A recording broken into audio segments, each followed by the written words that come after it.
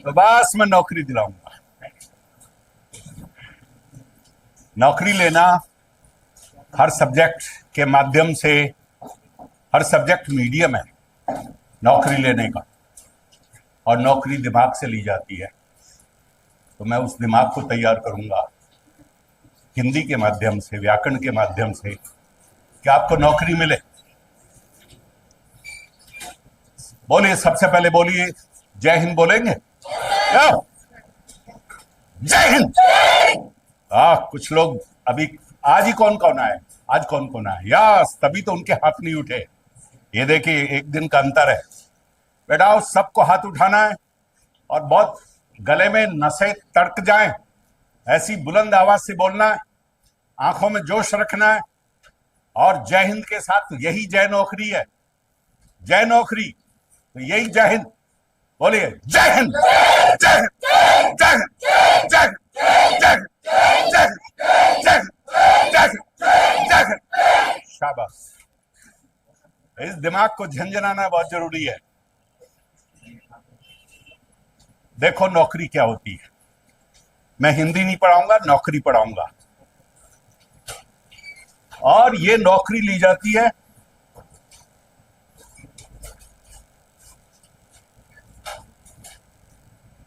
ये जो नौकरी है,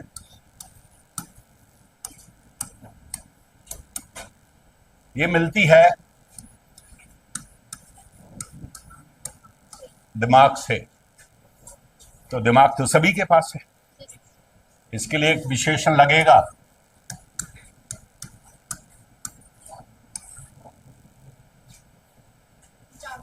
जागरूक दिमाग से। दिमाग सबके पास है, सबके पास नौकरी नहीं मिलेगी। जो अपने दिमाग को जागरूक रखेगा उसको नौकरी मिलेगी। साफ है। इस दिमाग को जागरूक रखना है, वरना बाहर आकर के माथा फोड़ते, अरे ये तो मुझे आता था, क्यों नहीं किया? क्योंकि तुम्हारा दिमाग तुमने डेवलप नहीं किया था जो उस समय सही करता। बाद में आकर के 2 4 5 नंबर के लिए माथा फोड़ते रहते हैं, यार इतनी छोटी सी गलती कराए, नौकरी खो दी। तो इस दिमाग को सजग रखना है। ये दिमाग ही नौकरी है। और टीचर का काम क्या है? ये मेरा काम नहीं है, तो आपके पास है, प्रकृति का दिया हुआ है, और ये आपका लक्ष्य है। ये मैं नहीं प्राप्त करूंगा, आप प्राप्त करेंगे, लेकिन आप इससे प्राप्त नहीं कर सकेंगे, आप इससे प्राप्त करेंगे, जागरूक दिमाग से। इसलिए जो कोई सब्जेक्ट पढ़ाओ तो इस तरह से पढ़ाओ कि ये दिमाग जागरूक बने। जो कोई सब्जेक्ट पढ़ो इस तरह से पढ़ो कि अपना दिमाग जागरूक बने। यही रहस्य है नौकरी का। इसलिए मित्रों, ये जो सब्जेक्ट पढ़ाने वाला तरीका है ना, अगर उसके पढ़ाने के तरीके में चेंज नहीं किया, जो दिमाग को इंटेलिजेंट बनाता हो, तो फिर नौकरी नहीं मिलती। खूब लेक्चर सुनो, खूब रजिस्टर बनो, खूब किताबें पढ़ो, और आप खूब गलतियां करो। इसलिए आप गलतियां कम से कम कर सकें। परीक्षा के दबाव में आप अधिक से अधिक प्रश्नों को सही हल करके आए, उसका नाम है नौकरी। यह साफ है। अब हमारे दिमाग को ऐसा बनाना है कि हम अधिक से अधिक सही प्रश्नों को सही करके आए। यह हमारा काम। अब देखिए इसमें क्या करना होगा। इसमें 2 तरह के मामले हैं। कुछ तो आएंगे तथ्य,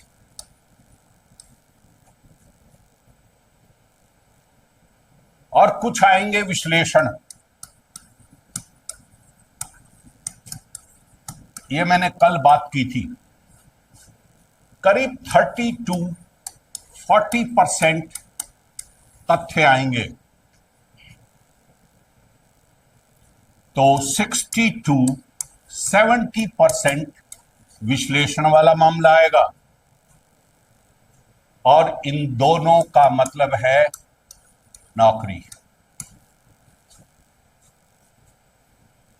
जो लोग केवल इसी पर जोर देते रहते हैं, इसका संबंध किससे है, स्मृति से, याद रखने से, रटने से। और रटना किससे होता है? इसका रहस्य है दोहराना। पढ़ो, भूलो, फिर पढ़ो, फिर थोड़ा भूलो, फिर पढ़ो, फिर और कम भूलो, और पढ़ लो, अब मत भूलो। समझो आप नौकरी कैसे मिलती है। इसलिए नौकरी आपको कुछ तथ्यों को रटना पड़ेगा, वो स्मृति में जाने चाहिए। स्मृति का मामला ऐसा है, ये दिमाग में हमारे न्यूरॉन्स हैं, यहां दिमाग में। जब हम किसी चीज को पढ़ते हैं, तिथि को पढ़ते हैं, स्थान को पढ़ते हैं, तब ये न्यूरॉन यहां पैदा होता है। फिर कुछ घंटों के बाद, कुछ दिन के बाद ये न्यूरॉन खत्म हो जाता है। जो ही खत्म हुआ भूल गए आप। अब दोबारा पढ़ेंगे तो फिर ये न्यूरॉन तैयार होगा। फिर 15 दिन के बाद में फिर ये भूल जाएंगे आप इसको। फिर 15 दिन के बाद में फिर पढ़ेंगे तो फिर ये न्यूरॉन तैयार होगा। और ये न्यूरॉन आपका परीक्षा तक जाना चाहिए, परीक्षा तक याद रहना चाहिए। ये मोटा काम आपका ज्यादा है, पढ़ना आपको है, याद रखना है। इसमें समझने समझाने का मामला ज्यादा है ही नहीं, इसमें टीचर का रोल ही नहीं है। फिर भी निकम्मे लोगों के लिए इतिहास, अर्थशास्त्र के आंकड़े पढ़ाने के लिए टीचर यहां खड़ा होता है, बताता है, जबकि वो तो किताब में लिखे पड़े हैं। लेकिन फिर भी इन आलसियों के लिए या नासमझों के लिए क्या करें। इसलिए बहुत से सब्जेक्ट्स में केवल तथ्य होते हैं, और उन तथ्यों को बताने के लिए भी टीचर आपको बताता जाता है। थोड़ा कौशल ये भी होता है कि उसको याद कैसे करवाएं। कुछ लोगों के, कुछ टीचर्स के पास वो ट्रिक्स होती है और उसके माध्यम से वो याद भी कराते हैं। कुछ को यूं जोड़ जाड़ करके, तोड़ करके, ऐसे करके याद रख सकते हैं आप। तो ऐसे करके स्मृति का काम चलता है। हिंदी व्याकरण में भी मैंने कल बताया था, पर्यायवाची है, विलोप शब्द है, अनेक स्थानों पर एक शब्द है। उधर अंग्रेजी से हिंदी की शब्दावली आती है कई परीक्षाओं में, वो सब स्मृति आधारित है। उसमें और कोई दिमाग लगाने की जरूरत नहीं, जो है सो है।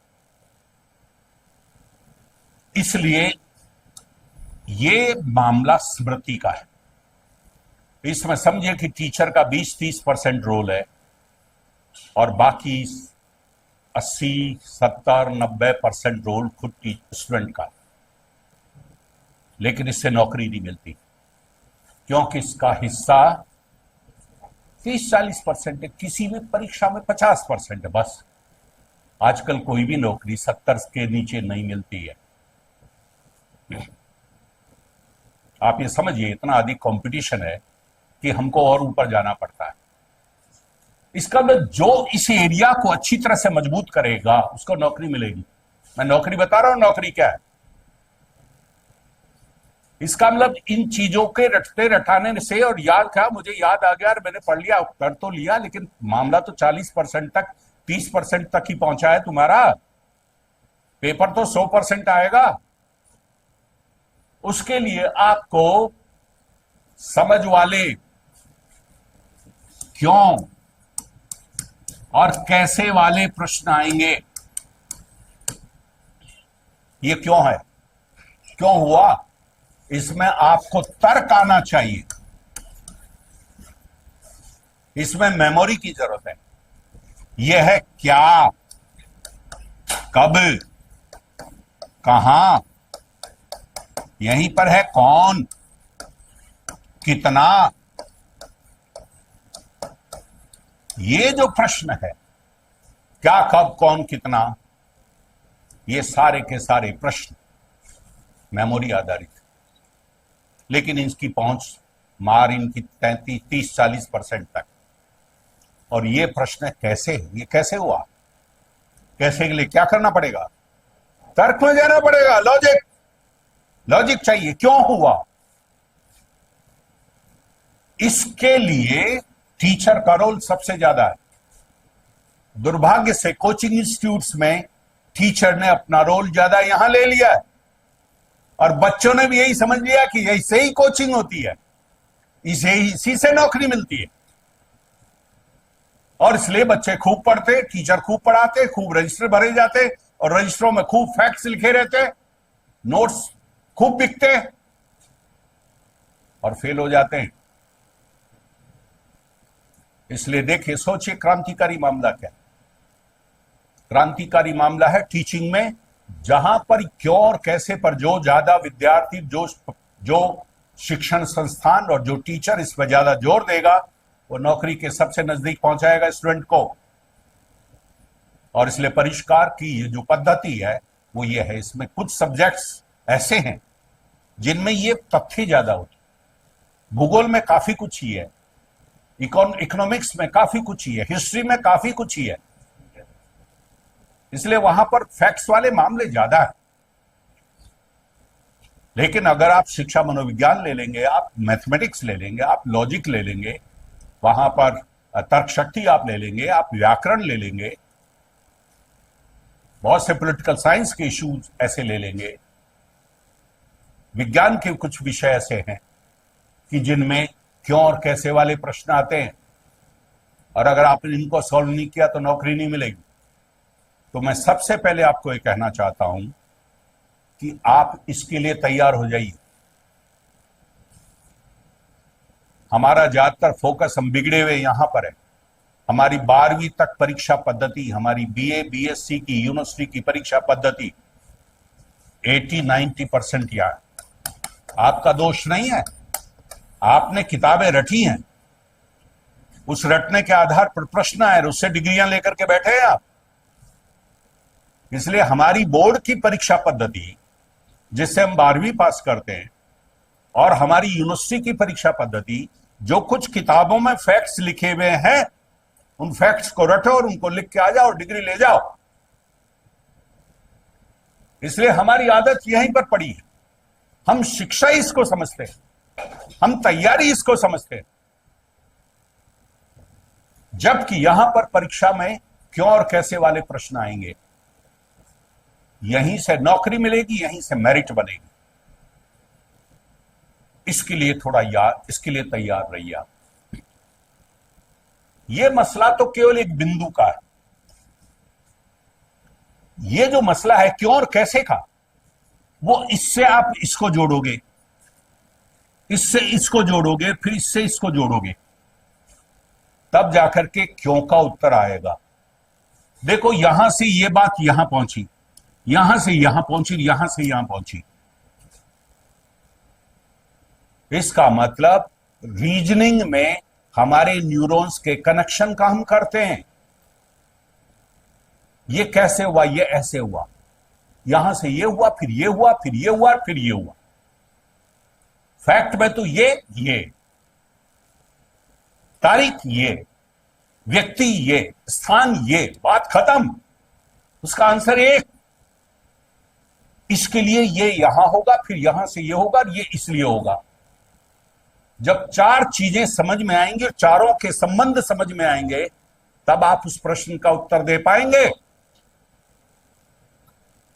इसलिए क्यों और कैसे वाले प्रश्न एक चीज को रचने से नहीं सॉल्व होते, वो चीजों के आपके जोड़ने से, उनके संबंधों से सॉल्व होते। इसलिए ये जो आपस में न्यूरॉन्स का जो कनेक्शन है, जो इस कनेक्शन को अच्छी तरह से डेवलप कर लेगा, उसका लॉजिक अच्छी तरह से डेवलप होगा। अरे भाई, आप मान लीजिए कि आप 50 में 7 का भाग देंगे, तो जब तक गुणा नहीं आएगा तब तक भाग दे सकते हैं क्या? नहीं, हम तो पूछ रहे भाग दो। और भाग देने के भाग कैसे दे, बगैर गुणा के भाग कैसे दे?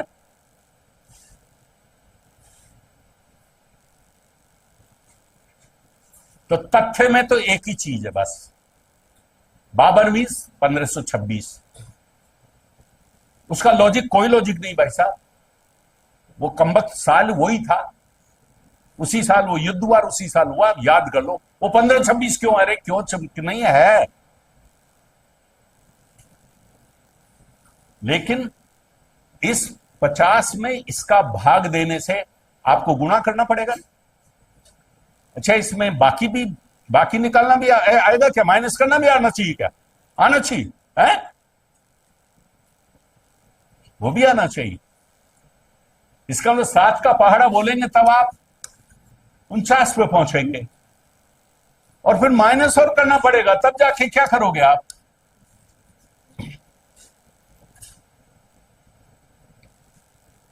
इसका मतलब आप सोचिए, पहले आपके दिमाग में होना चाहिए कि यार भाग करने के लिए गुणा करना पड़ेगा, गुणा से भी काम नहीं चलेगा, माइनस और करना पड़ेगा, तब जाकर के इसमें भाग दे पाओगे। तो पहले इसमें से भाग देने के लिए, जब 50 में 7 का भाग देना है, तो पहले इस गुणा के पास जाइए, गुणा करने के बाद में फिर इस माइनस के पास जाइए, और माइनस करने के बाद में फिर इस आंसर के पास जाइए। यह है इंटरकनेक्शंस। तब जाकर के 50 में 7 का भाग का आंसर आपको मिलेगा। ये कहानी है कैसे, ये आंसर कैसे आया। 50 में 7 का भाग देने पर 7.1 कैसे आ रहा है, उसके लिए आपको ये सब काम करने पड़ेंगे। इसके लिए तैयार हो जाइए। इसलिए ये मामला अलग है। ये तो पढ़ा, मजा आ गया हमको। 15-26 नहीं आता, मुझे 15-26 आ गया, और वहां पर 1536 आ गया। तो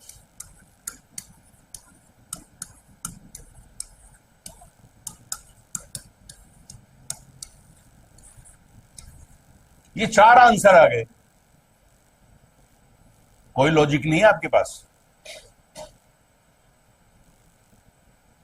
आपको याद करना पड़ेगा कि बाबर 1526 में आया था, बस 1526। ये भी नहीं 36 में क्यों नहीं, अरे आया ही 26 में था यार। लॉजिक क्या है इसमें, एक फैक्ट है, उस फैक्ट को याद करना है। अरे 6-6 सभी में है। 1526, दैट्स ऑल। बार बार रटी 1526, 1526। क्यों का मतलब नहीं, 1526। यहां पर मामला दूसरा है। यहां देखो,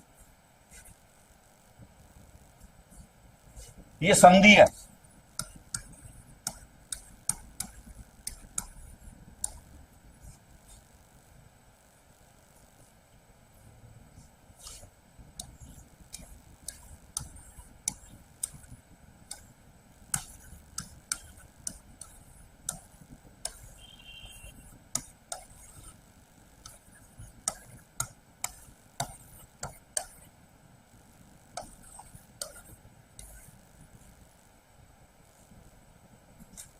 ये मैंने 3 शब्द लिखे हैं, आप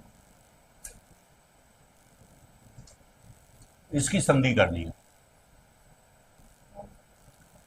हमारे गांव में डॉक्टर को क्या बोलते हैं, सुना है क्या डाकदर, सुना है क्या डाकदर, किस किस ने सुना है डाकदर, नहीं सुना। अच्छा, अब वो बुजुर्ग लोग, अच्छा है, काफी लोगों ने सुना है डाकदर। ये क्या किस्म बदल गया,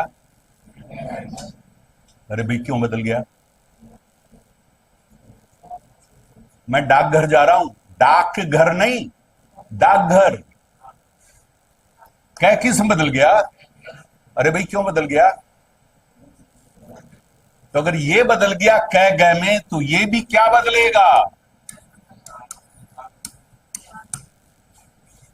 इसका लॉजिक आपके पास होना चाहिए।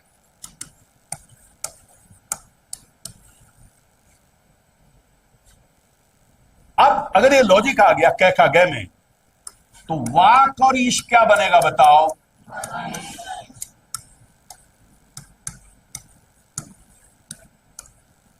तो फिर वाक वैभव क्या बनेगा? बताओ क्या बनेगा ये?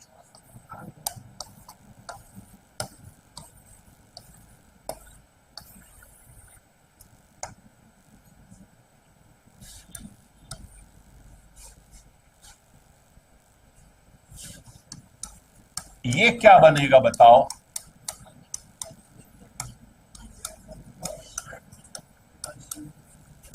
ये क्या बनेगा बताओ?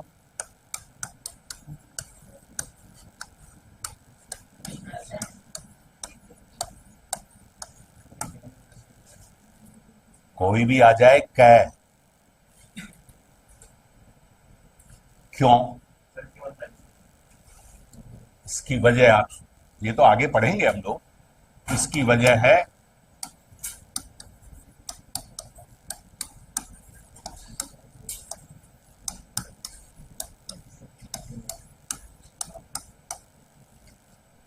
क्या गैम बदल जाता है सब।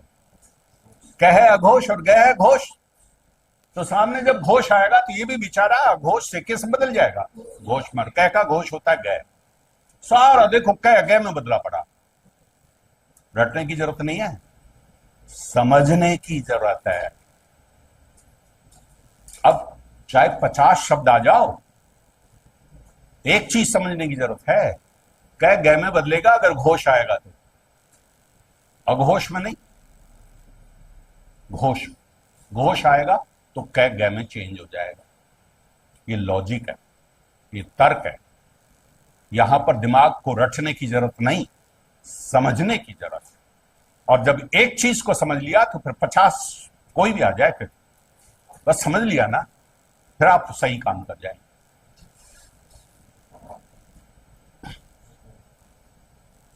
ये बात मैंने आपको इसलिए बताई कि मैं अब व्याकरण को इस ढंग से पढ़ाऊंगा। मेरा व्याकरण तर्क से चलेगा, विश्लेषण से चलेगा। आपके दिमाग की जो सोचने की क्षमता है वो आपकी विकसित होगी, और इससे आप वो जो 60-70% का एरिया है इस पर आप अटैक कर सकें, ये सामर्थ्य पैदा होगी आप। और जब सोचने की शक्ति पैदा हो जाती है, लॉजिकल माइंड, तब व्याकरण का लॉजिकल माइंड मैथमेटिक्स को मजबूत करेगा। मैथमेटिक्स को जब सीखते हैं और तब वो लॉजिकल माइंड है वो व्याकरण को मजबूत करता है। मेरे कुछ बच्चे जो जिन्होंने अभी पिछली बार टॉप किया है ग्रेड 3 में, वो साइंस के बच्चे। महावीर जो पीएसआई में 200 में से 198 लाया, वो साइंस का है। मैंने कहा तुम साइंस के आदमी और हिंदी में व्याकरण में कैसे नंबर ले आए? उनका सर आपने विश्लेषणात्मक ढंग से पढ़ा है, हमारा विज्ञान विश्लेषणात्मक ढंग से पढ़ता है। मेरे दिमाग विज्ञान पढ़ने में पहले से विश्लेषणात्मक बना हुआ है। आपने वही तरीका, वही पद्धति अपनाई, मेरे सब चीजें एक एक करके क्लियर होती गई। दूसरा, वो जो लड़का जो टॉपर था वो बीटेक था, बीटेक। उसने हिंदी छोड़े वर्ष हो गए, गर्ग, और बीटेक लड़का, और वो सेकंड पोजीशन पे आ गया। साइंस का लड़का था। हम सब साइंस के लोग हैं, मैं भी साइंस का हूं। जिसके पास ये सब चीजें हैं वो विज्ञान का है। हर सब्जेक्ट विज्ञान है। और जो संस्कृत व्याकरण है वो वैज्ञानिक विश्लेषण के आधार पर तैयार की है पाणिनि ने। इसलिए अगर उस व्याकरण को पढ़ना है तो वैज्ञानिक सोच हमारे पास होना चाहिए। क्यों और कैसे वाला सोच होना चाहिए, रीजनिंग हमारे पास होनी चाहिए। इसलिए आपकी रीजनिंग जिसकी सोई है वो जग जाएगी, और जिसकी पहले से जगी हुई है उसको मजा आएगा कि यार ये ऐसा क्यों होता है, समझ में आ गया। तो हम लोग इस पद्धति से हिंदी व्याकरण पढ़ने जा रहे हैं। इसलिए जो लोग रटने रटाने वाले दृष्टि से ही एजुकेशन समझते हैं वो अपने आप को बदल लें। यहां खेल रटने का नहीं है, यहां खेल समझने का। और नौकरी रटने से नहीं मिलती, कुछ चीजों के रटने के साथ साथ ज्यादातर को समझने से मिलती है। तो मैं अब इस पद्धति से, ये विश्लेषणात्मक पद्धति है, ये वैज्ञानिक पद्धति है, ये इस उम्र के लॉजिकल लोग, इस उम्र तक हर बच्चे का बहुत लॉजिक डेवलप हो चुका होता है, इसलिए उसको आप इस समय रटवाना बहुत मुश्किल काम है। अगर आप 7, 8, 10 वर्ष के बच्चे होते तो बहुत जल्दी रट लेते, उनकी मेमोरी पावर बहुत ज्यादा होती है। लेकिन इस उम्र में अगर चीजों को रटवाओगे तो रटने में आप पीछे छूट जाओगे उन छोटे बच्चों से। लेकिन अगर इस उम्र में आपको समझाया जाएगा तो आप समझने में बहुत आसानी समझ लेंगे और अपनी नौकरी ले लेंगे। तो मेरा जो विश्लेषण है मित्रों, इतने वर्षों से जो मैं पढ़ा रहा हूं, उसके आधार पर मेरा निष्कर्ष ही है कि पढ़ाने की पद्धति और पढ़ने की पद्धति से नौकरी मिलती है। इसलिए अपने पढ़ने की पद्धति को बदल लो, रटने के साथ साथ चीजों को समझना शुरू करो। समझने में थोड़ा जोर आता है, आने दो। जितना जोर आएगा आपका दिमाग की खूबसूरती है कि वो उतना इंटेलिजेंट बनेगा। इसलिए पलायन मत करो, भागो मत, डरो मत, अपने दिमाग को पेलो। जब तक गन्ने को पेलोगे नहीं, रस नहीं मिलेगा। जब तक दिमाग को खपाओगे नहीं, इंटेलिजेंट नहीं बनोगे। अब इस आधार पर मैं आगे संधि शुरू करने जा रहा हूं।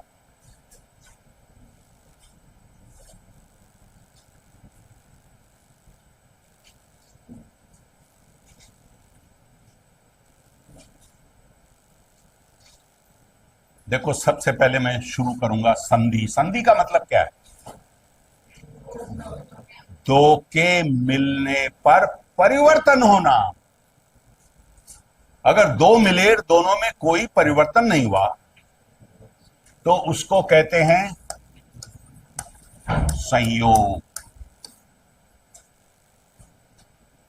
युग जुड़ गए दो शब्द, उनमें परिवर्तन नहीं हुआ। लेकिन अगर दो शब्दों के जल्दी जल्दी बोलने से, पास पास आने से, उसके स्वर में, व्यंजन में परिवर्तन हो गया तो फिर वो उसको संधि कहते हैं। और ऐसा हुआ है हमारे यहां। हम लोग जल्दी जल्दी बोलते हैं, एक शब्द को दूसरे शब्द पे चढ़ा देते हैं और उस चक्कर में परिवर्तन हो जाता है। उस सब जगह परिवर्तन नहीं होता, कुछ में परिवर्तन होता है। जिसमें परिवर्तन होता है उस परिवर्तन को समझना संधि है हमारे पास। देखो, ये किताब तो आप में से कितने लोगों के पास है? हाथ खड़ा करें। यस। जिनके पास नहीं है, मेहरबानी करके खुद पर, मेरे ऊपर नहीं, खुद पर मेहरबानी करके इसको खरीद लीजिए। ये नीचे मिलती है, नीचे बाजार थोड़ी सस्ती मिलती है, ये ले लीजिए आप। इसको तो लेना ही पड़ेगा। बहुत से लोग पहले से लिए हुए हैं। कोई आरएएस, कोई पुलिस सब इंस्पेक्टर ऐसा है ही नहीं जिस किताब को नहीं पढ़ता हो। ये पूरे देश में सबसे ज्यादा, देश में, राजस्थान में नहीं, पूरे देश में सबसे ज्यादा बिकने वाली हिंदी व्याकरण की किताब। और उसका कारण यह है कि ये शुद्ध है। नौकरी में अशुद्धि नहीं चलेगी। अशुद्धि हुई और नंबर कटे, निगेटिव मार्किंग हुई, नौकरी गई। इसलिए शुद्धता की बहुत जरूरत होती है हर सब्जेक्ट में। आपके नोट्स शुद्ध होने चाहिए, आपकी किताब भी शुद्ध होनी चाहिए। दूसरी बात, इसमें एग्जाम्पल्स बहुत है, इसमें उदाहरण बहुत है। जितने एग्जाम्पल से गुजरेंगे उतनी ही सामर्थ्य बढ़ती है हमारी। तो शुद्धता और एग्जाम्पल का काफी होना, ये इस किताब की ताकत है। बाकी व्याकरण तो मेरी अपनी नहीं है, व्याकरण तो पहले चली आ रही। इसके लिए एक दूसरी किताब और है। ये वस्तुनिष्ठ, ऑब्जेक्टिव टाइप, जिस तरीके से आपकी परीक्षा आती है उस तरीके से हर चैप्टर का ये टेस्ट दे रखा है। अगर दीर्घ संधि है तो दीर्घ संधि के जितने भी टेस्ट हैं वो सब आ जाएंगे उस चैप्टर में। एक चैप्टर में दीर्घ संधि, दूसरे में दूसरी, तीसरे में तीसरी, ऐसे कर। तो इस पहली वाली किताब के जितने भी चैप्टर हैं उन चैप्टरों को पिछली परीक्षाओं में आए हुए सारे प्रश्न वो सब उसमें मिलेंगे। और आगे की परीक्षाओं में कौन कौन से संभावित प्रश्न हो सकते हैं वो सब उसमें मिलेंगे। अगर आप इससे गुजर गए तो पुलिस सब इंस्पेक्टर के मास्टर हो गए, दूसरों की छोड़िए एग्जाम। इसलिए आप इसको जो भी आप समर्थ हैं और जो डिटरमिन्ड है कि मेरी क्वालिटी अच्छी होनी चाहिए, मेरा लेवल बहुत ऊंचा होना चाहिए और उसका जो लेवल ऊंचा होगा, किताब के पढ़ने से पूरा फायदा नहीं होता। पढ़ने के बाद आपके दिमाग में उस समझ में आया या नहीं, जब तक आप प्रश्न को हल नहीं करोगे, टेस्ट को नहीं करोगे, तब तक आपका दिमाग विकसित नहीं होगा। पढ़ने के बाद हमको एक भ्रम पैदा हो जाता है कि चीज समझ में आ गई, लेकिन समझ में आई या नहीं आई इसका फैसला तब होता है जब उस आधार पर दिए हुए प्रश्न का आपने सही हल किया या नहीं। इसलिए ये सुपर टेस्ट सीरीज है हर चैप्टर की। तो आप उस पहले वाले से आप यहां पर मुझसे सुनिए, समझिए, समझने के बाद किताब को पढ़िए, किताब को पढ़ने के बाद में इसका टेस्ट कीजिए, मास्टर होते जाएंगे। ये मैं शुरू में आपको बता दिया क्योंकि ये मेरे बताने की बात नहीं, मेरी किताब के बिकने का सवाल नहीं, बिकती ही सबसे ज्यादा यही। चाहे कोई भी दूसरे और किसी कोचिंग इंस्टीट्यूट में चले जाइए, होशियार बट सब लड़के यही खरीदते। पहले समझिए संधि क्या होती है। तो स्वर संधि की बात तो बाद में करेंगे। बोलते समय, लिखते समय नहीं, बोलेंगे दो शब्दों के पास आ जाने पर अगर धीरे धीरे बोलेंगे आप तो कोई संधि नहीं होगी, क्योंकि वो तो आपस में तो भिड़े ही नहीं। शब्द भिड़ने चाहिए, अगर ऐसे बीच में उनके बीच में अंतराल है तो ये ऐसा कैसा, ये ऐसा कैसा, और अगर ये भिड़ गए तो देखिए चेंज हो गया। अभी तक दो नाखून दिख रहे थे आपको, एक इधर भी दिख रहा है, एक इधर भी दिख रहा है, अब एक ही नाखून दिख रहा है। हो गया ना, परिवर्तन हो गया ना यहां। और अगर ऐसे हो तो दोनों दिख रहे हैं। इसका मतलब पास आने से प्रभाव पड़ता है। एक व्यक्ति सुबह 5 बजे उठता है, दूसरा 7 बजे उठता है, और दोनों आकर के एक कमरे में रहने लगे, रूम पार्टनर बन गए, और वो दोनों एक दूसरे को प्रभावित कर सकते हैं और नहीं भी कर सकते। 5 वाला कहेगा यार मैं तो 5 बजे उठूंगा, तू तेरे जान। उनका तू उठता रहे 5 बजे, मैं तो 7 बजे उठूंगा। तो 5 बजे वाला 5 बजे उठेगा, 7 बजे वाला 7 बजे उठेगा, कोई परिवर्तन नहीं हुआ। लेकिन अगर 5 बजे वाले ने सोचा कि यार मैं थोड़ा जल्दी उठ जाता हूं, ये तो है लेकिन अब ये पड़ा रहता है क्या है, तो मैं भी यार थोड़ा सा और सो लूं, तो 5:30 तक आ गया, 6 बजे तक आ गया। वो 7 बजे वाला सोचता है यार ये 5 बजे उठ जाता है, मैं थोड़ा जल्दी उठ जाऊं तो अच्छा है, तो दोनों के दोनों 6 बजे उठने लग गए। हो गया ना परिवर्तन, दोनों में परिवर्तन हो गया। कई बार एक में ही परिवर्तन होता है, 7 बजे वाला 5 बजे उठने लगता है तो एक में परिवर्तन हुआ। कई बार दोनों में परिवर्तन हुआ, दोनों ही 6 बजे उठने लग गए। तो जब ये आपस में मिलते हैं तब कई बार एक ही ध्वनि में परिवर्तन होता है और कई बार दोनों में परिवर्तन हो जाता है। तो ये देखिए कि जैसे हमारी जिंदगी में हम परिवर्तन करते हैं, ऐसे शब्द भी आपस में मिलते हैं तो उसकी ध्वनि में परिवर्तन हो जाते हैं। तब इसको समझ लीजिए वर्ण। वर्ण के अनेक शब्द हैं। वर्ण का अर्थ होता है रंग, वर्ण का अर्थ है जाति, सवर्ण, निम्न वर्ण। वहां वर्ण का अर्थ जातियों के अर्थ में। इधर आ जाए अभी। और वर्ण का एक अर्थ होता है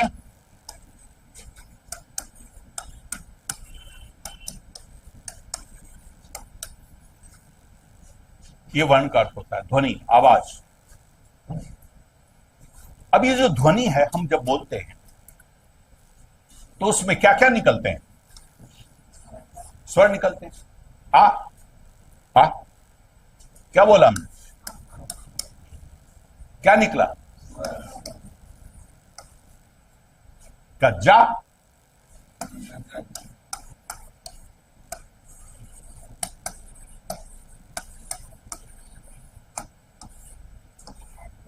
दोनों ही ऐसे। लेकिन आखिर में क्या है? आखिर में क्या है? अगर कोई दूसरा शब्द जुड़ेगा तो किससे जुड़ेगा? जैसे नहीं जुड़ेगा, जा आ से जुड़ेगा। तो ऐसे ही अंत में क्या आया? व्यंजन। अगर हल लगा हुआ है, हल लगा हुआ तो व्यंजन है, ये नहीं है।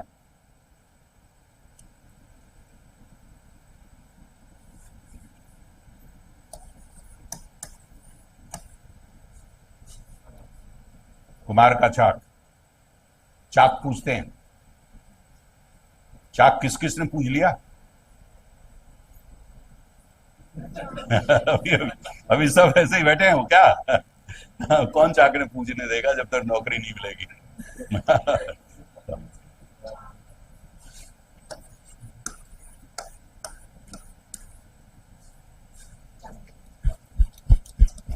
चक्र, उससे बनता चाक। देखो इसको, देखो यही नौकरी है। नौकरी किसका नाम है?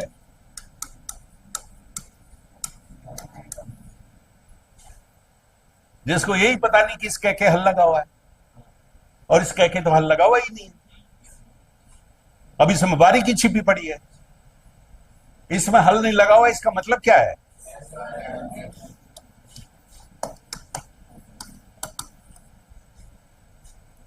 इसके तो अंत में स्वर है।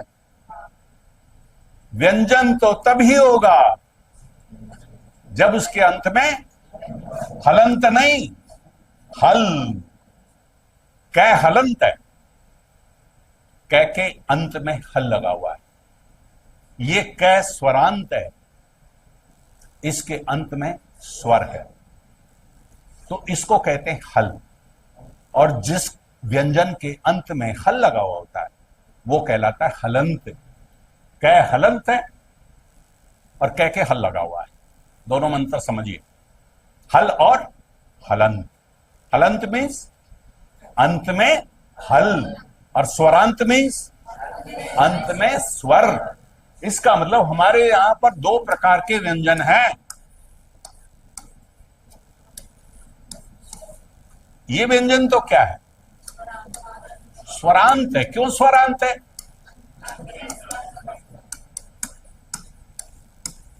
अंत में स्वर है। एर है, आ बन गया, दीर्घ संधि है, स्वर और अंत स्वरांत। और इसमें हल है, ये रहा हल। हल कैसे लिखते हैं? ऐसे नहीं, ये हल तो खेत बोने वाला है, या इसका हल करो फारसी भाषा का शब्द है,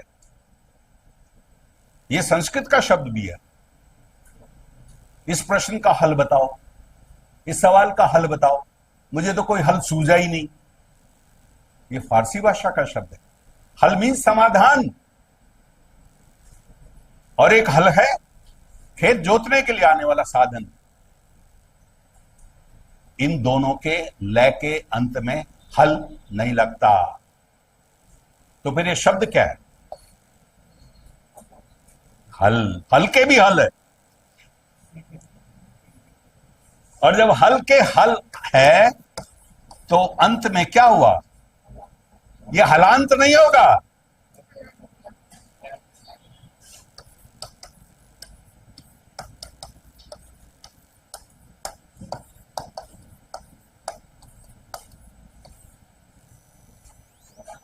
अब आपके दिमाग में बताइए, ये तो जो है स्वरा आ क्यों आया? ये तो, और इसमें आ क्यों नहीं आया? ये हलांत क्यों नहीं हुआ? बताओ।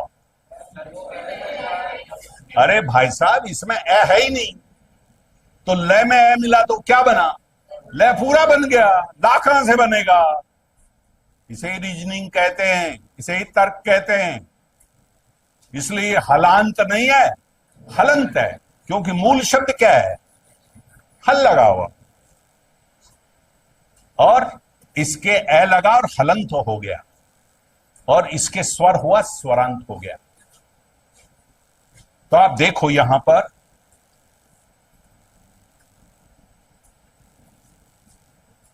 बोलते समय दो शब्दों के पास पास आ जाने पर वर्णों, वर्णों का मतलब क्या है? स्वर।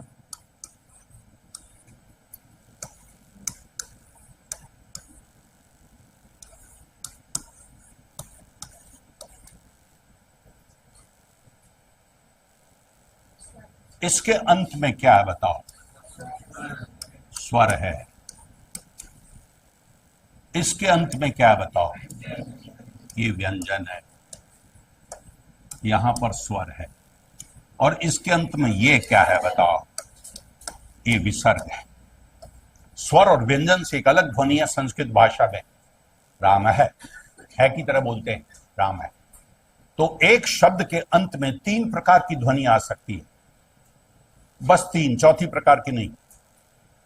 या तो अंत में स्वर आएगा, बाकी और स्वर, और ये रमा, इसके अंत में क्या है बताओ?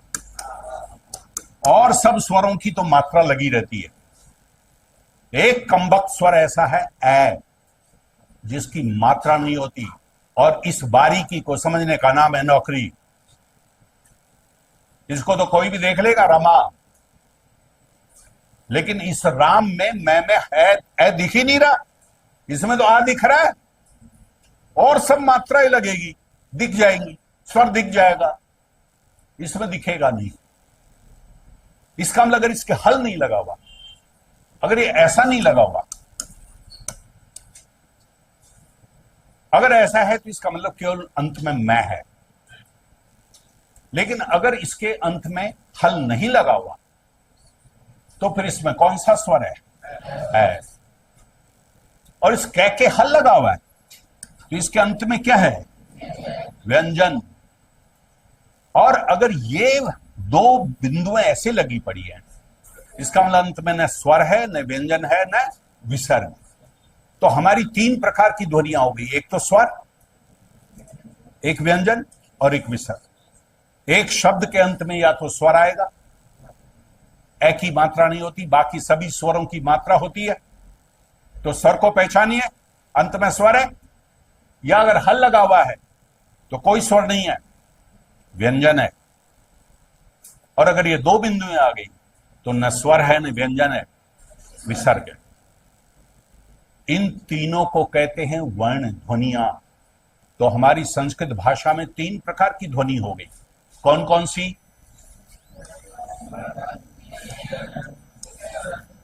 ध्वनि को क्या बोलते हैं?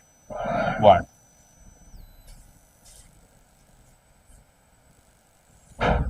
इसमें विकार आने पर, विकार में वी उपसर्ग है,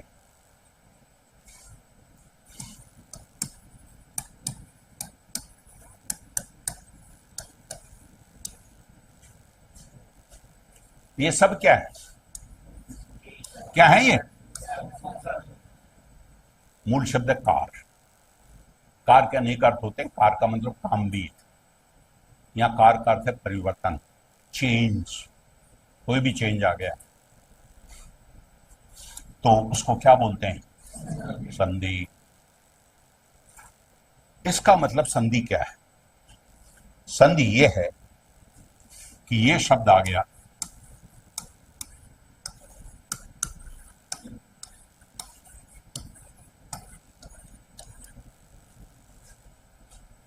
और इसके आगे कोई शब्द आ गया, शब्द आ गया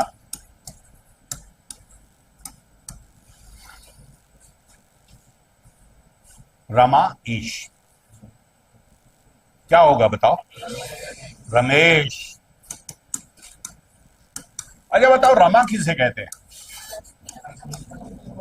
देखो हमारे बहुत से पुराने चावल है, रमा कहते हैं लक्ष्मी को। लक्ष्मी का ईश, ईश यानी स्वामी, मालिक, पति, वो कौन है? विष्णु। तो रमेश का मतलब है विष्णु। विष्णु का पर्यायवाची है, बहुरी समास है। रमेश मीन्स और कोई नहीं, विष्णु। और यहां पर संधि किस किस की हो गई? और आर क्या बन गया? गुण संधि है, आगे पढ़ेंगे अब। मैं भी केवल बेसिक के बताना चाह रहा हूं संधि किसे कहते हैं। आ और ई स्वर है, पहचानो, ये रहा आ। अगर ये नहीं पहचाना, क्योंकि प्रश्न आ जाए कि बताओ रमेश में संधि कौन सी है, तो आपको क्या करना पड़ेगा? ये जो रमेश है ना, इसका संधि विच्छेद करना पड़ेगा। और ये आपको पहचानना पड़ेगा कि ये क्या है। ये स्वर है, आस्वर है, और ये क्या है, ईश्वर है। तो स्वर और स्वर मिलेंगे तो संधि कौन सी होगी? स्वर संधि होगी। और स्वर संधि में आगे फिर आप गुण स्वर संधि करेंगे। जब तक ये नहीं पहचानोगे कि संधि किस किस के बीच है, तब तक संधि रमाए और ईश रमेश रमेश रमेश रमेश रमेश करने से होगा क्या? आपको हर चीज को बारीकी समझना पड़ेगा। रमेश, रमा और ईश है। रमा में अंत में आ है, ईश में ई है, और आ और ई दो स्वरों की संधि हुई, इसका मतलब स्वर संधि है। अब फिर स्वर संधि के आगे 5 प्रकार हैं। उन 5 प्रकारों में जाओगे तब जाके देखोगे कि गुण स्वर संधि है। जब तक इतनी चीजों को समझोगे नहीं, क्या समझोगे नहीं, तब तक रमेश में कौन सी संधि है इसका उत्तर कैसे दोगे बताओ? दिनेश में कौन सी संधि है, कैसे उत्तर दोगे बताओ? सुरेश में कौन सी संधि है, कैसे उत्तर दोगे बताओ? 20 शब्द है, रटोगे क्या? आपको समझना पड़ेगा। तो मैं देखो समझाने की कोशिश कर रहा हूं कि इधर भी स्वर है और इधर भी स्वर है, और दोनों स्वर आ और ई नहीं रहे, ए बन गए। ये हो गया विकार, ये हो गया परिवर्तन, इसलिए ये हो गई संधि। तो स्वर और व्यंजन और विसर्ग, ऐसे यहां पर वाक और दान, और ये अभी बताया था क्या बन गया? वागदान। परिवर्तन किस में हो गया? क्या है? व्यंजन है। ये व्यंजन संधि। अगर व्यंजन में परिवर्तन हो गया तो व्यंजन संधि है। अगर स्वर में परिवर्तन हो गया तो स्वर संधि है।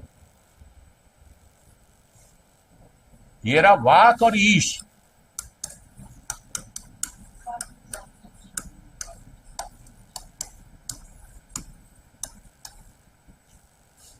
इधर हो गया व्यंजन, ये व्यंजन, और इधर क्या है?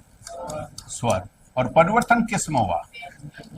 ई तो ये रही, ई में परिवर्तन नहीं हुआ, वो तो लिखने का तरीका बदला है।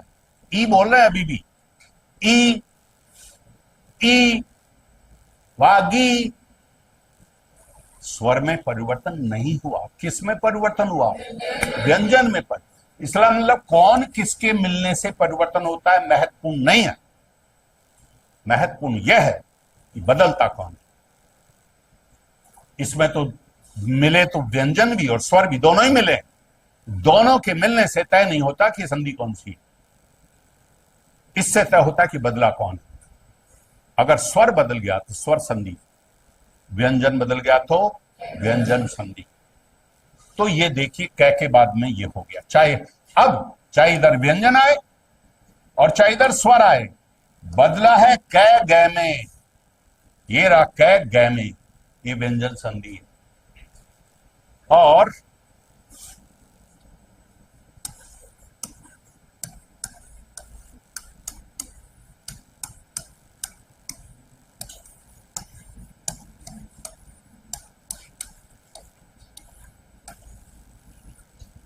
इस भाई साहब में तो कोई चेंज हुआ नहीं, योग तो योग ही है। बदला कौन? ये किस में बदल गया? ओ में बदल गया विसर्ग। अगर विसर्ग बदल गया तो संधि कौन सी हो गई? विसर्ग संधि।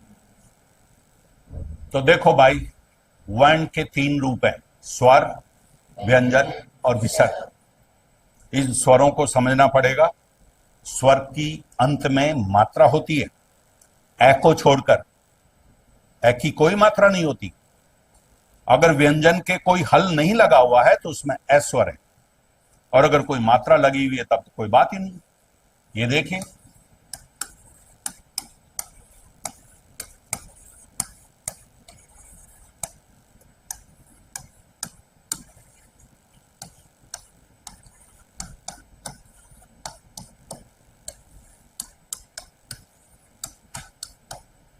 ये बारीकी है जो इसी लेवल पे गया ना, खत्म हो गया। 1 2 3 4 5 6 7 8 9 10 11 11 स्वर हैं। और 11 स्वरों की मात्रा है। इसकी मात्रा कौन सी है? ये और ये और इसकी मात्रा क्या है?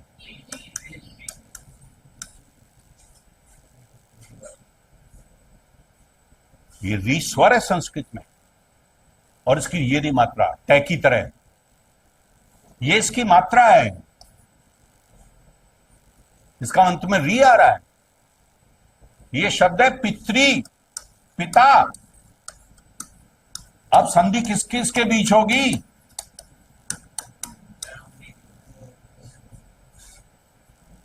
री के साथ होगी संधि। ये क्या है? री। यह है बारीकी, यह है नौकरी। अगर आपको री नहीं पहचान पाए कि ये क्या है, किसके साथ संधि हो रही है, कैसे बताओगे क्या है? तो आप देखिए ये री। अब यहां पर ये विसर्ग अगर विसर्ग नहीं रहा और ओ में बदल गया, तो आप देखिए इतना, ये यहां इसको सब जानते हो आप। इसका मतलब ए, इसका मतलब आई, इसका मतलब ओ, और इसका मतलब औ। अब देखो, और सब स्वरों की मात्रा है, किसकी मात्रा नहीं है? और एक कै का ये रूप रहा, जो वाक और दिख में आता है, हल लगा हुआ। यह है शुद्ध व्यंजन। हम इसको आधा बोलते हैं। आधा तो लिखने का अक्षर है, ये व्यंजन है और शुद्ध है। ये कै है, इसमें स्वर नहीं है।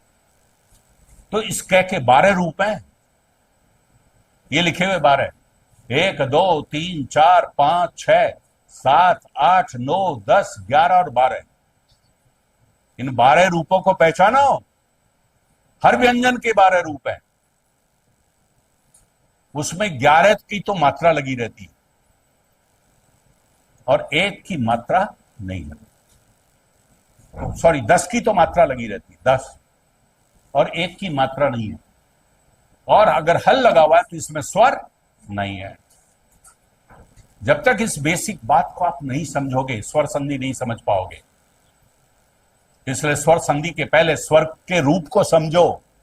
स्वर आपको देखो 11 रूपों में आएगा और 10 में तो मात्रा आएगी, और मात्रा तो अलग से दिखेगी तो पहचान में आ जाएगी, लेकिन 1 की मात्रा नहीं आएगी। तो यहां समझना पड़ेगा कि इन दोनों में अंतर है। अगर हल लगा हुआ है तो ये शुद्ध व्यंजन है, इसमें कोई स्वर ही नहीं है। और अगर ये लगा हुआ है तो इसमें कौन सा स्वर है? ऐ। इतना आंखों से दिखेगा नहीं है, ऐ आंखों से नहीं दिखेगा। और आंखों से नहीं दिखने पर भी आप दिमाग से इसको देख लो, इसे नौकरी कहते हैं। इसलिए आप समझिए कि जब स्वर संधि का ये सवाल आएगा कि ये स्वर संधि है या नहीं है, तो फिर आपको ये काम करना पड़ेगा। आपको इन स्वरों को पहचानना पड़ेगा। देखो, 5-7 को क्या बोलते हैं हम? वहां 5-7 लोग खड़े थे। 5-6-7 नहीं बोलते, 5-7 बोलते। 500 को क्या बोलते हैं? 500। बातचीत को क्या बोलते हैं? बातचीत चल रही है, बातचीत नहीं, बातचीत। बाप और बेटा दोनों आए थे, क्या बोलते हैं? बाप बेटा। पै किस बदल गया? ये हम खुद बदल रहे हैं, हम खुद संधि कर रहे हैं हमारी भाषा में। यहां पर किस चै को किस बदला? और चै को न में, तै को चै में, और ये कै को किस बदला? कै में। और ये बना रात दिन मेहनत कर रहा है, रात दिन नहीं, रात दिन। तै को दे बना दिया, दे को देखकर। ये हम हमारी रोज की भाषा में हम परिवर्तन कर रहे हैं। तो आप देखिए कि किस प्रकार से ये सब चेंज हो रहा है। ये सब क्या है? ये संधि है। अब संस्कृत भाषा में आज से 2500 से लेकर के 3500-4000 वर्ष तक हमारे यहाँ सब गांव में संस्कृत बोली जाती थी। हमारे बुजुर्ग लोग संस्कृत बोलते थे। संस्कृत से फिर बिगड़ करके पाली भाषा बनी, पाली से प्राकृत बनी, प्राकृत से अपभ्रंश बनी और अपभ्रंश से हमारी हिंदी बनी। ये परिवर्तन हो गया पिछले 2500 वर्षों में। लेकिन संस्कृत एक ऐसी भाषा है कि 2500 वर्ष बाद भी उसके शब्दों को हम हिंदी में काम में लेते हैं, ज्यों का त्यों। आज 6:15 बजे सूर्योदय हुआ, बोलते हैं ये वाक्य तो हिंदी का है, लेकिन सूर्योदय शब्द संस्कृत का है। अब ये सूर्योदय क्या भला है, ओ कहां से आ गया? संधि बताएगी कि सूर्य और उदय, ए और उ मिलकर के ओ बना है। इसलिए हम लोग संस्कृत की संधि पढ़ते हैं, क्योंकि संस्कृत के शब्दों का इस्तेमाल हिंदी में करते हैं। इसलिए आप यहां संधि का मतलब है संस्कृत की संधि। और जब ये संधि पढ़ जाओगे तो आप में से रीट वाले कौन कौन लोग हैं? जी हाँ, तो रीट वालों के लिए संस्कृत की संधि भी तैयार हो जाएगी। लॉजिकली समझ लेंगे, वही है, कोई नियमों में परिवर्तन नहीं है। हिंदी की संधि में संस्कृत की संधि के नियमों में कोई परिवर्तन नहीं। वो सूत्रों से पढ़ाते हैं, मैं आपको लॉजिकली तार्किक ढंग से इस संधि को पढ़ाऊंगा। बस लास्ट की बात ये कह रहा हूं मैं आपको, संधि अगर पढ़ लोगे, संधि में टाइम लगेगा, संधि पढ़ लोगे तो संधि के तो 100% जो भी प्रश्न आएंगे वो संधि से ही आएंगे। तो 100% इन प्रश्नों को सॉल्व करने में आप सक्षम हो जाएंगे। संधि को पढ़ने से संधि का सवाल हल करेंगे। लेकिन संधि का पढ़ने से 70% उपसर्ग के भी संधि से सवाल हो जाएंगे। 70% उपसर्ग तैयार हो जाएगा, क्योंकि उपसर्गों के प्रश्न वो पूछे जाते हैं जिसमें संधि होती है, वो पूछेंगे। इसमें कौन सा उपसर्ग है? उपसर्ग कौन सा है इसमें? अधि। लो, छोटी तो दिखी नहीं रही इसमें, दिखेगी क्या तब ना जब संधि आएगी। इसका लो, उपसर्ग का प्रश्न किस पर निर्भर है? उपसर्ग बहुत संधि करते हैं। संधि पढ़ाते समय 70% उपसर्ग तैयार हो जाएंगे आपको। इसी प्रकार से करीब 20% प्रत्यय भी जब जुड़ते हैं तो वो संधि कर जाते हैं। समास 25% इसी में हल हो जाएंगे, क्योंकि 2 शब्द मिलकर के संधि करते हैं और 2 शब्द मिलकर के ही समास बनते हैं। एक शब्द से न संधि है और न समास है। जब 2 शब्द जुड़ेंगे, अगर यहां परिवर्तन हो गया तो संधि हो गई, और अगर परिवर्तन नहीं हुआ तो समास तो है ही। परिवर्तन हो या न हो, अगर 2 शब्द जुड़ गए तो समास बन गया। इसलिए बहुत से समासों का विग्रह तब कर पाएंगे आप जब आपको संधि विच्छेद आएगा, तो आपका उपसर्ग भी हो जाएगा। इसलिए आप समझिए कि संधि का मतलब है 5-6 बिंदु, 5-6 टॉपिक की मास्टरी आपकी संधि से होगी। और संधि पढ़ करके अंत में आपका दिमाग कितना लॉजिकल बन जाएगा, मजा आ जाएगा। यार मैं पहले ज्यादा इंटेलिजेंट हो गया, पहले से लॉजिकल सोचने लग गया। ये सबसे बड़ा आपका होने वाला है। तो कल से मैं इस संधि को आगे जारी रखूंगा। आप मेरे साथ चलते चलिए। किताब जिनके नहीं है, किताब लेते रहिए, क्योंकि जो जो मैं पढ़ाते चलूंगा उसको जाकर के घर पर आपको किताब को पढ़ना पड़ेगा। ये मोबाइल तो बंद कर दीजिए, मोबाइल से तो काम चलेगा नहीं, इसको तो बंद कर दीजिए। और मोबाइल का समय आप किताब को पढ़ने में दीजिए। नौकरी आपके पास। Okay, thank you very much.